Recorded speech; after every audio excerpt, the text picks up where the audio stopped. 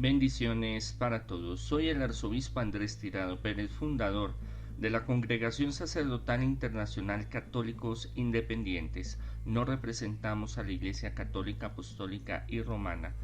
Bienvenidos una vez más a Una palabra tuya bastará para sanarme. Reflexiones diarias del Evangelio. Leamos el Evangelio. En aquel tiempo dijo Jesús a sus discípulos: no piensen que yo he venido a anular la ley de Moisés o las enseñanzas de los profetas. No he venido a anularlas, sino a darles su verdadero significado, y les aseguro que mientras exista el cielo y la tierra, la ley no perderá ni un punto ni una coma de su valor. Todo se cumplirá cabalmente.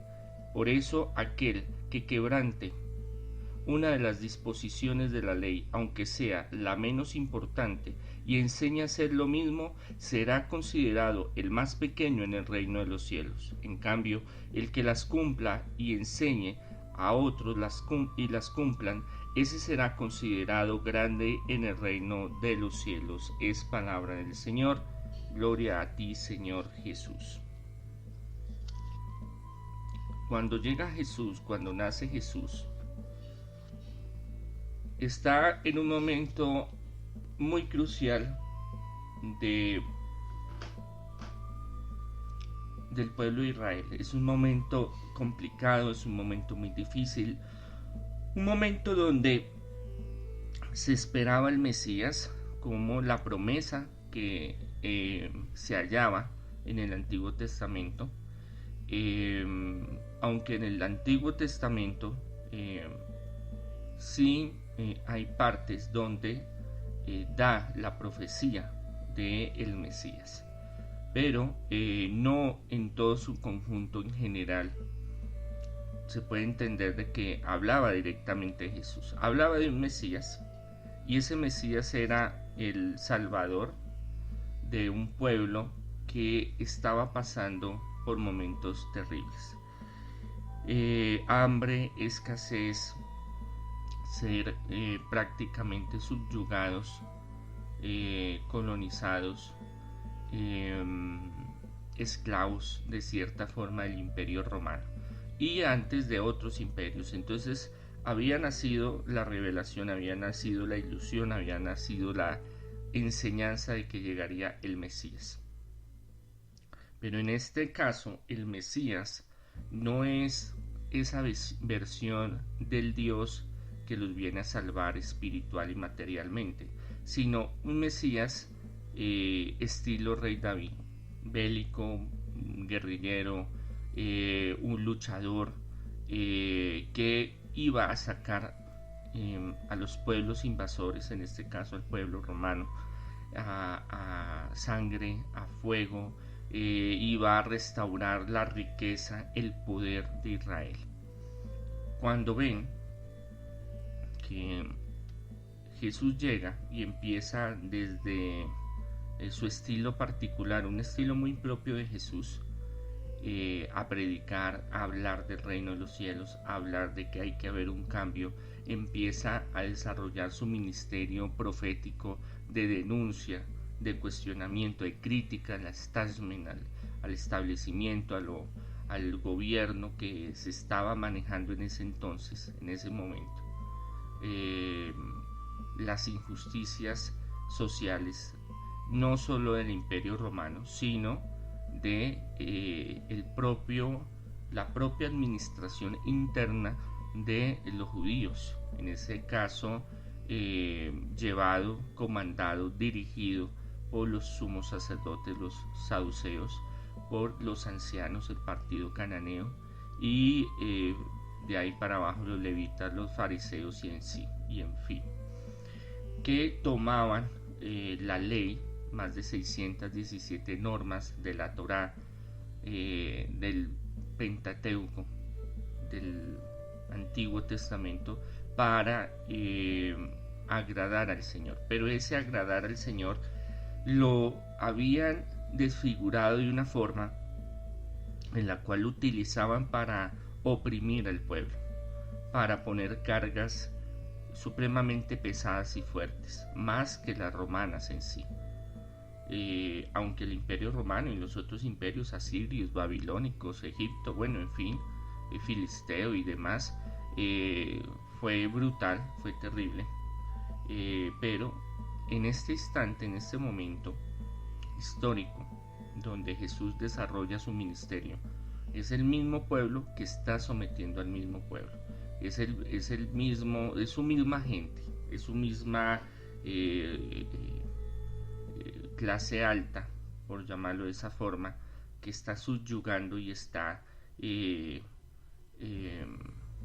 manipulando la Sagrada Escritura, están ahogando al pueblo de Israel.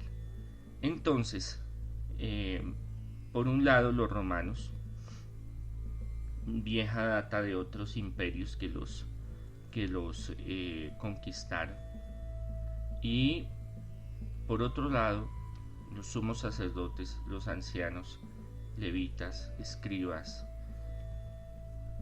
fariseos y demás, que utilizaban la ley a su acomodo.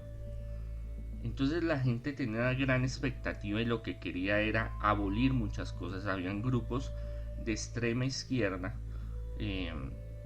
todavía los celotes no se habían desarrollado como tal, pero sí habían semillas, habían grupos, habían personas que en varias ocasiones buscaron la rebeldía, el cambio, a veces buscando una evolución, un desarrollo, un cambio, abolir totalmente la tradición y la ley.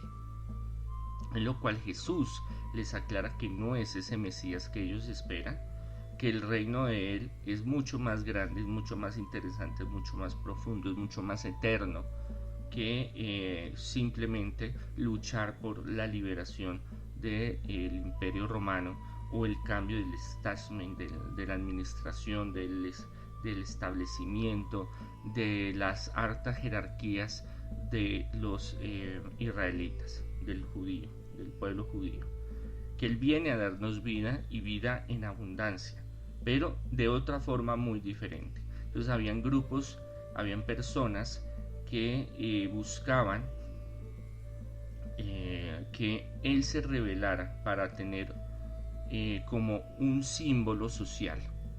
Él estaba cumpliendo todos los parámetros, todos los señales que habían en el Antiguo Testamento de sanación, de liberación, de predicación, porque habían otros que también hacían señales de sanación y de liberación y de predicación, pero no era tan completo y tan ceñido a la Sagrada Escritura del Antiguo Testamento, a la Torá, como Jesús.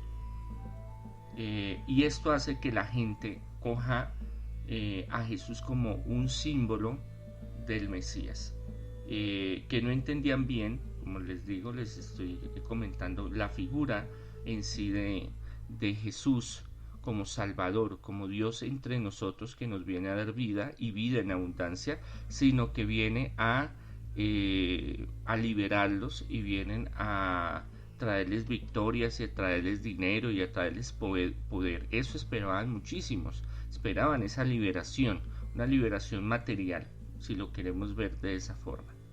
Pero Jesús les explica y les dice que Él no va a cambiar nada de lo que está, sino que Él viene a dar una interpretación. O sea, Jesús, y a veces leemos lo que Jesús hace y no es coherente, decimos, no, pero es que está yendo en contra de la ley, está yendo en contra de lo que está en la Torá o en la tradición, pero no. ¿Por qué? Porque habían diferentes formas de entender y comprender la Torá, diferentes formas de teología. A veces creemos que la teología es una, pero no. La teología se conforma de muchos movimientos, de muchos pensamientos, de muchos conceptos, de varias escuelas. Y Jesús era salido de diferentes parámetros, aunque tenía afinidad con los fariseos en cierta forma en su teología y con los esenios también, pero no era ni esenio, no era ni fariseo. Él tenía un estilo muy particular de ser él y de interpretar la Sagrada Escritura. ¿Por qué? Porque es Dios que llega a nosotros y nos trae la verdad. Yo soy el camino, la verdad y la vida. Él trae esa forma realmente correcta de entender la Sagrada Escritura. ¿Por qué? Porque la habían manipulado, porque la habían tomado para ejercer su poder, porque la habían utilizado para ultrajar y para poner cargas supremamente pesadas, sobre todo a los más pobres y a los más ignorantes. Entonces Jesús no cambia, él lo dice, él no viene a cambiar nada de la Sagrada Escritura, porque cambiar lo que es la Sagrada Escritura sería también cambiar la profecía o lo que Jesús está haciendo, la confirmación. Por eso es tan importante el Antiguo Testamento, porque el Antiguo Testamento confirma las señales de que realmente Él es el Mesías, confirma esa profecía, confirma lo que Él va a hacer, aunque hayan partes donde no hable directamente del Mesías como tal, pero sí lo sugieren y sí traen esa esperanza de cambio, esa esperanza de salvación, esa esperanza de ese encuentro personal con Dios. Entonces Jesús habla de que el que cambia eso va a tener un lugar pequeño en el reino de los cielos. No está diciendo que no va a entrar al reino de los cielos, sino que va a tener un lugar pequeño. Pero el que realmente siga sus enseñanzas y las practique, porque él sabe que si realmente se practica la ley o la Torá como tiene que ser, se aplica como tiene que ser, da mucho fruto, y fruto en abundancia. Y ese fruto y esa forma de vivir es el amor y la misericordia. Es amar a Dios. Ese es el cambio, es uno de los cambios de forma de entender la ley que era muy contraria a lo que enseñaban los fariseos y saduceos, los ancianos, los levitas, los escribas, los maestros de la ley. ¿Por qué? Porque ellos veían a un Dios tirano, un Dios lejano, un Dios implacable. Claro que sí, Dios es todopoderoso, Dios es fuerte, pero Jesús vuelve a reconciliarnos con el Padre. Él lo llama Abba, que quiere decir papito, papi, padre. Es una condición muy diferente, muy cercana, muy donde interactuamos totalmente con la ley y los profetas, o sea que no va en contra de esa tradición, de ese legado, de la enseñanza de Dios, sino que al contrario le aporta, le enriquece y da una interpretación mucho más centrada, realista del plan divino de Dios en nosotros. No simplemente es un Dios que quiere que usted cumpla unos mandamientos, unas leyes, los 617 normas, sino que quiere conversión, quiere cambio, quiere que se amen los unos a los otros, quiere justicia social, quiere cambio, conversión, quiere restaurar una forma primaria, originaria del ser humano, donde el ser humano se ayudaba mutuamente, se amaba, se quería, se comportaba como hijos de Dios, con la dignidad de ser un hijo de Dios, y que todos somos hijos de Dios y valemos y tenemos esa bendición. Entonces debemos de entenderlo, de que Él no está transformando nada, no está cambiando nada, es tomando la ley, tomando todo lo que el Señor nos enseña. Por eso es importante conocer y leer y amar la Sagrada Escritura, el entender el Antiguo Testamento, que a veces es denso y a veces es difícil, a veces es violento, a veces es complicado, pero que viene, hay unas enseñanzas y viene un estilo y una forma de entender y de comprender desde el amor y la misericordia el objetivo y el propósito que Dios tiene para nosotros en este plano terrenal.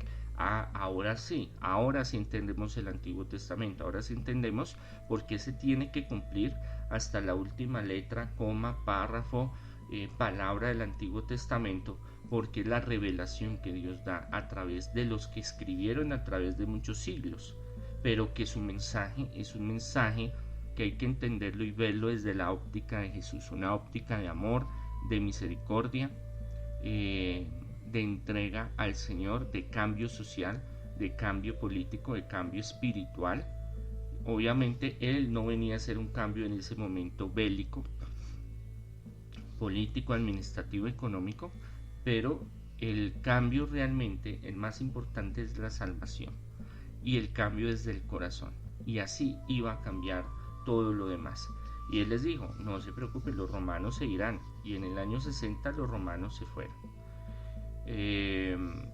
Por eso nosotros debemos de reflexionar la palabra que hoy podemos analizar, que es bueno que la tengamos en mente para que seamos sanados, liberados y bendecidos, es cuál es la ley que Dios quiere para nosotros. La ley del amor, la ley de la misericordia, la ley del perdón, la ley de amar a un Dios que nos ama, el amor.